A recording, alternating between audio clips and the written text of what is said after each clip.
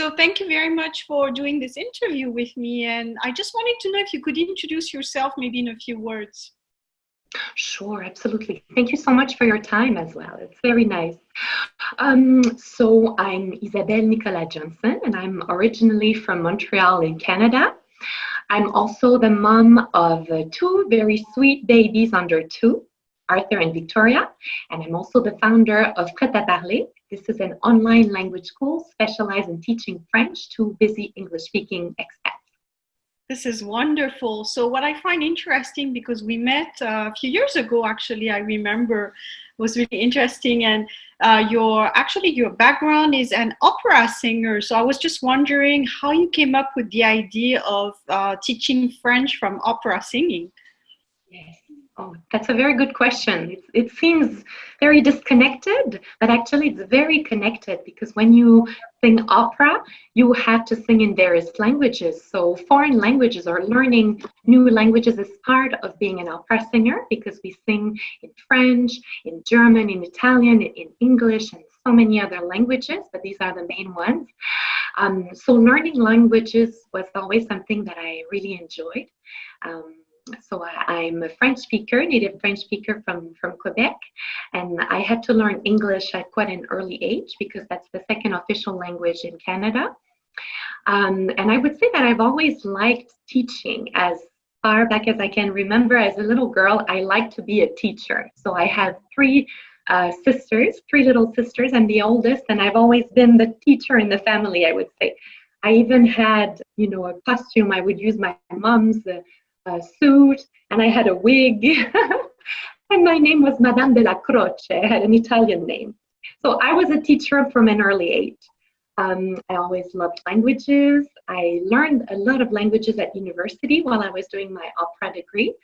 I also took a lot of diction classes because that's so important to be able to speak and also to sing in a foreign language for opera. So I took Italian, German, but also English and French diction.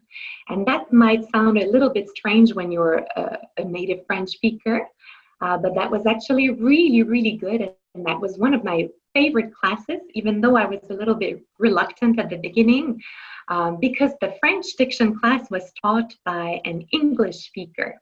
So that was a little bit strange for me. But in fact, it was one of the best classes I took in my life because this English speaker understood how difficult it was to pronounce in French. For us as French speakers, we don't really think it's difficult because it's just normal for us to speak French.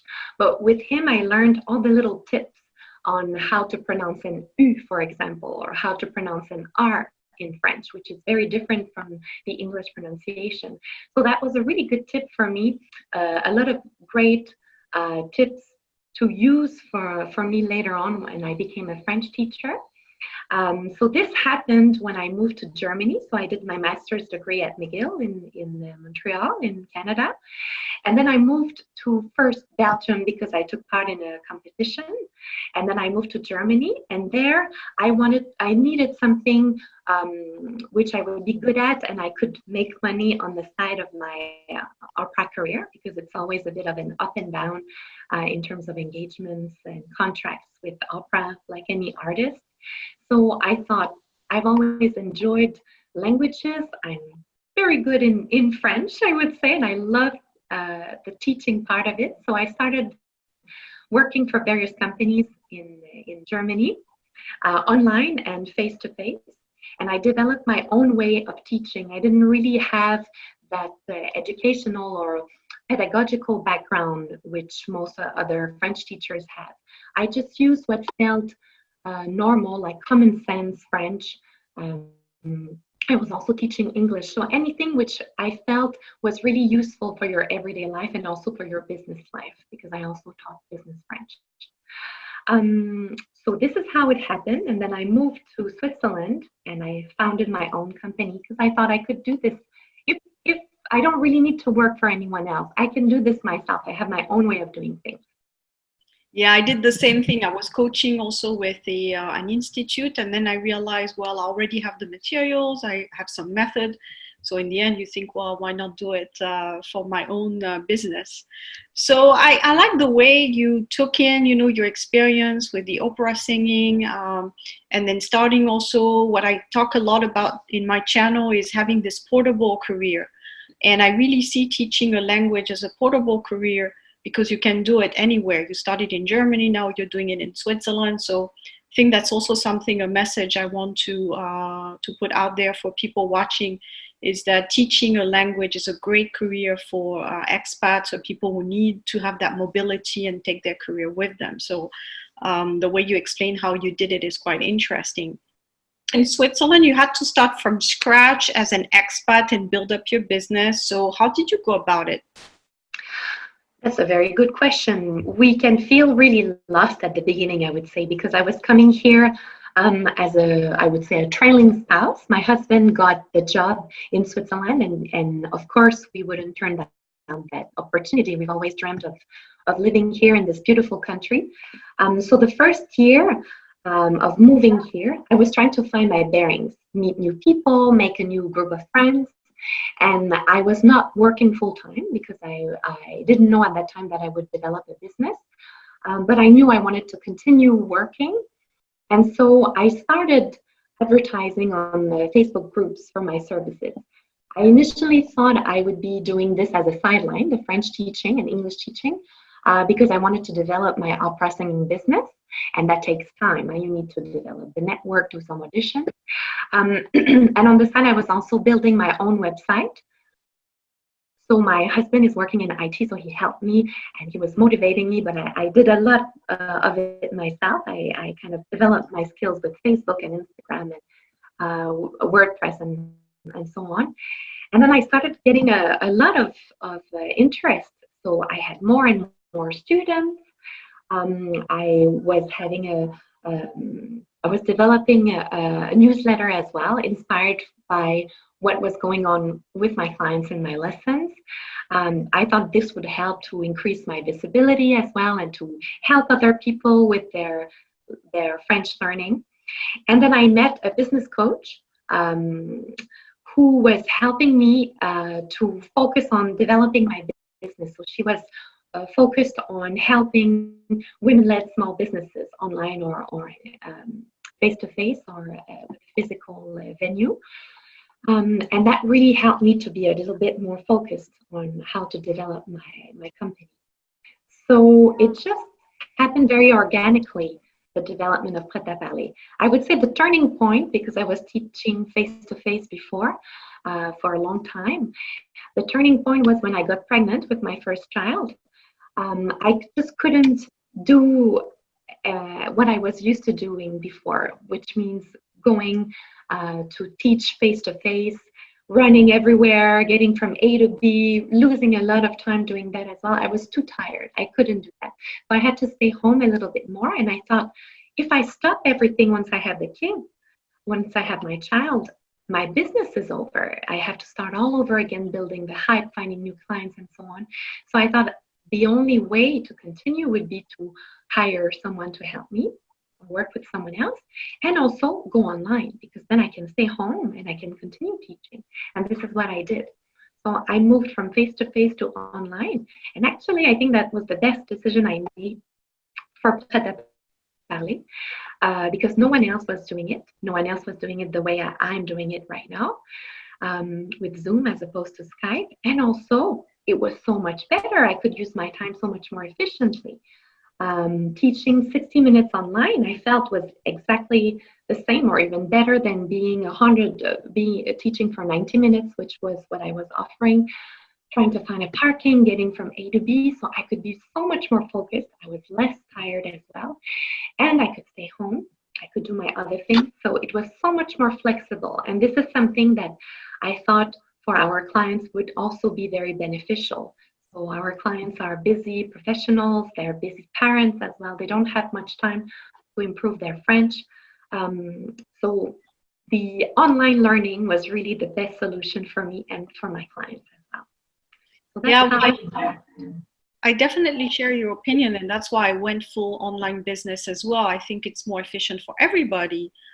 You get to, be more efficient with your time. And for clients, they can connect also anytime. And now with traffic going on in big cities and parking problems, etc., if you have a job where you communicate information basically back and forth, I mean, why not use technology? It's so much better, I find, and it brings a lot of value to both parties. So yeah, I think people now are also getting more used to connecting online and speaking to individuals. A lot more interviews are going on online as well. So companies are doing it too.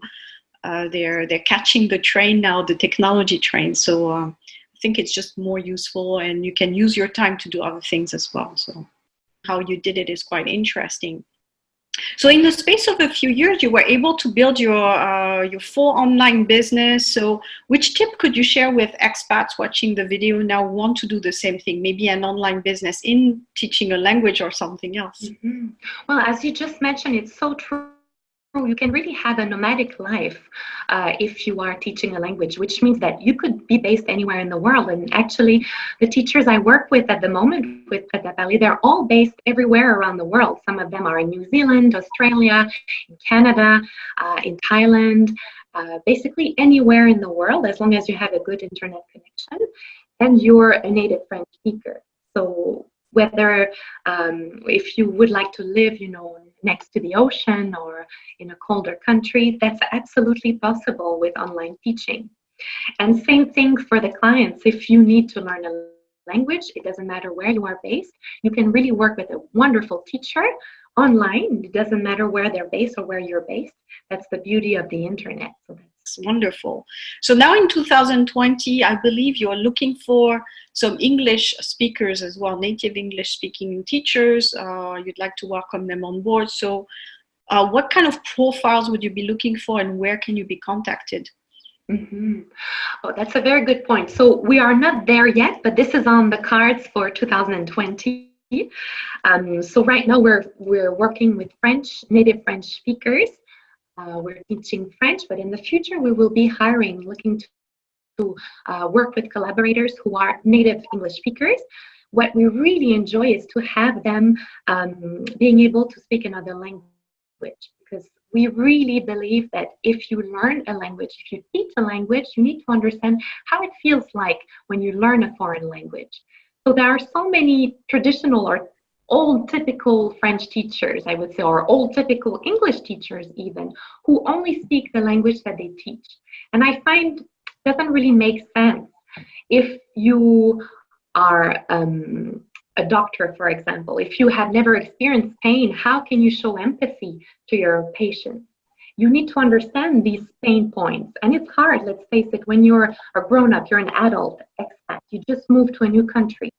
You feel really vulnerable when you have to learn a new language, and you have no choice because that's the only way to communicate with the locals. So I really believe that if you work with a teacher who is bilingual, i.e. they can speak your language and they teach the language that you need, that will make things so much easier. So the candidates we're looking for would be native English speakers with a very strong knowledge of French as well. So they might not be completely bilingual, but they need to know French so they can communicate with their clients in the future, and they can also relate and explain some grammar points with also some relatable points from the French grammar. So that makes things easier. Yeah. So any last advice or inspiration for people watching in terms of tips living and working in Switzerland? Mm-hmm. Well, I would say we are living in one of the most beautiful countries in the world. We're very lucky to be here. However, what is hard is when we don't really have a purpose or a goal to pursue, especially when we follow our spouse to help them further their career and we put our career on hold. It can be really tough on our mental health. And I've experienced that the first year, coming here with my husband, I felt lost. And before starting with Prêt-à-Parler, I didn't really know what I wanted to do. So if you are there at that moment, or you're a stay-at-home mom and you would like to do a little bit more, or you've taken a break, it can be tough. And even living in the most beautiful country in the world can be difficult because we start longing for what we used to call home. We start wondering, okay, did I make the right decision? it's so important. If you have something that you believe in and you're good at, you can absolutely develop that. Even if you live and work even if you live here in Switzerland and you don't work yet, or you're working and you don't really like your job, there's always a possibility with online, starting your own business, with reinventing yourself. And I think that's so important, especially in 2020, to dare to reinvent yourself. It's not because you've worked in a certain career for 20 years or you've studied something specific like me with opera that you're blocked and you're stuck with that. You can reinvent yourself. That's the beauty also of living in this new technological era, because you can teach yourself, whether you invest in yourself with online training for languages, for IT, developing your IT skills, building a website, and so on. It's all possible. It's just about finding what makes you special, what you're good at, developing that skills. And I'm not going to lie, it's a lot of work. You need to be prepared to work really hard, long hours. But the goal ultimately is to work less, so that all that hard work that you've put into at the very beginning will pay back in the future, and then you can spend some quality time with your family and work less. So I would say try to create this opportunity for yourself, because if you've been applying for jobs for years, because I know some of my friends, they've been applying for 3-4 years. My husband himself, when we had our baby, he had lost his job. So for about 1.5 years, he also had to find something, and it was really hard. And it's not because he was not qualified. He's very experienced. He had great track record behind him with wonderful jobs. It's just the lack of opportunity, or maybe the Swiss market, which is so hard to start with. You can create your own opportunity. It's possible. You just have to work hard, maybe work with a great language coach and career coach as well. And then you have to make that move and start now, not wait for it. Start now. That's what I would say. No, but I couldn't agree more. In a market that's limited in terms of the visible opportunities with big companies, you have to think outside the box. You have to say, okay, this is the market. I don't fit in any of those categories, or maybe there's not enough positions, especially the more senior you get, the less jobs you have available. So then being creative is to say, what do I know? What could I learn in a reasonable amount of time to create my own opportunity? That's what I said actually in my most watched video called How to Get a Job in 48 Hours, where, I basically talk about just create your online business, go and create your profile, start having clients. And with online, you can, have your clients on the other side of the world, but still be based in Switzerland. And you don't have to worry so much about finding something locally. So for me, it's definitely one of the solutions. I think in terms of career opportunities, you just have to be creative. You just have to say, okay, what's there and how do I create my own luck, and again, train yourself, as you say, invest in yourself. And that's the way to go about it, because if you just wait for opportunities to come to you, you're going to be limited. And after a while, you think, okay, you're demotivated, you lose faith, and it's not morale. So even trying something is good, because even if you do have interviews, at least you're saying that you've created something, even if it's just a blog. Or I met someone who created a blog, and she was contacted by a company to become the communications manager. So just become someone who's noticeable, by what you do. By doing something, even if it's a little something that you're starting the machine again. Otherwise, it's really hard to get away from that stagnating point. Exactly. Where you feel discouraged and depressed, and then it just stays like this. It's a vicious circle. So it was a little bit what was happening with my husband as well. And he started working with me on Prêt-à-Parler, all the e-learning section, all the platform. He pushed so hard for this, and that's something I was not as good with. So he helped me to develop my business. This is how it is. This is because of him that it is the way it is right now. And I would say don't stay alone. Surround yourself with other people, with inspiring people as well. If you don't have a lot of money to invest in building your your business, try to exchange services. And this is what I did. At the beginning, I really didn't have a big marketing budget or for social media. So I was exchanging lessons with my teachers in exchange for social media support or for IT support. Developing collaborations with articles and blogs, so you could get some guerrilla marketing and get some free promotional articles, let's say. And the other great thing about online teaching or having your online business is that you don't have to pay for the premises. And how expensive is it in Geneva to have a physical business? I couldn't have done it. I couldn't compete with all these big language schools. There was no space for me, and I didn't have that budget. But by being online, you really reduce your costs, and then it comes down to paying for a hosting, for a domain, for your website, for collaborators that you will have in the future. So it's doable. It's much more accessible to someone who's not so used to starting a business like me at the beginning. And then you can build on it. There's really a lot to do with online, for sure. Yeah, and so many more things could be created online as well in Switzerland. There's a huge market because people are still not there yet. I mean, now when I was asking actually at a university, they say we're trying to think about it, about putting some courses online, but they were definitely not there yet. So that actually it's a market, it's an opportunity there for people who are teaching in any type of sector actually to take that and build some kind of online offer. So the market is there, and that's the good news for people watching. Exactly. And one last thing I would say, think about who you want to work with, because that's so important. You want to have fun when you work, huh? And if you don't work with the right people, or if you don't have the right clients as well, that can be difficult for both you and the client. And it's normal. We all have different personalities.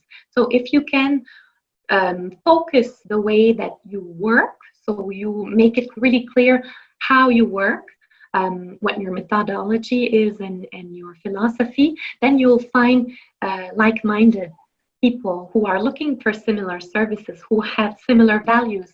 And this is when you work with your ideal clients and you make really good work together. You get great feedback, great testimonials. And if you're not sure about what you're doing, because we always doubt, am I good enough compared to all these big giants around me? They've been doing it for years. Why would it work for me? It will work because you're unique, you're special. The way you do things, if people like it, there's a reason, because you're different from everybody else. So ask for feedback. Create a little survey and ask what do you like about what I'm doing? What do you like less about what I'm doing? So you can adjust yourself and improve and just keep moving forward, because an online business will always improve. You have to keep up with technology, with the new applications as well. And that's a good thing, because if you stagnate and you stay with the way that you always work, in 10 years, will not be relevant anymore. You have to keep up with what's happening. And I know it's hard because we're all busy, but 10, 15 minutes a day, that's all it takes to move things forward in terms of application, and then more work to build a business for sure. A few more hours, a few thousands of hours extra on that. Yeah, and there's always a space in the world for those boutique type of services. I mean, you do have the big businesses out there, but I think now people are looking for a unique service and something customized. So that's why they're looking for a little bit different types of businesses and services. So they're open to work with people that are more going to work with them one-on-one and provide value. So that's also an opportunity, just like the online world is in Switzerland. The boutique, customized, very, very special type of service is also an opportunity. So exactly. And also the personal side of it, because very often a lot of big structures are very impersonal. It's very cold. You feel more like a number. You know, they reply with these automatic replies and you just feel, okay, there's no one behind. And when it's a smaller structure, it's more personal as well. And that's what I'm trying to do. I want it to be very personable. It's very focused and human. It's at a human scale. And it's not just, you know, you do that the program and that's how it is. It's not flexible. With the tailor-made programs, as you are saying, there's that human approach which you can never put away, which you can never put aside. And even if it's online, and that's what most people will think, oh, it's online, you're disconnected, you don't really have that human approach. I would say, on the contrary, you really have it. It's just that you're not physically in front of each other, but with Zoom, as what we're doing right now, you see each other, and it almost feels as if we're next to each other, right, Isabelle? It's a little bit as if we cannot touch each other, but we definitely have the good vibe together. Exactly, and I couldn't agree more. And the less time you spend in traffic and finding parking and hustling around, the more time you can actually focus on your clients and really take in their challenges and their queries and really understand what they need. So you spend more time actually working with clients and actually doing the administration and the running around. So again, it's another benefit of online teaching or online coaching. So. Exactly. And it keeps you in the workforce if you had to stop working for whichever reason, if it was for your health or for having children or because you moved to follow your spouse abroad. That's the beauty of online businesses. Yeah, well, I get excited just talking about all this great stuff about online businesses.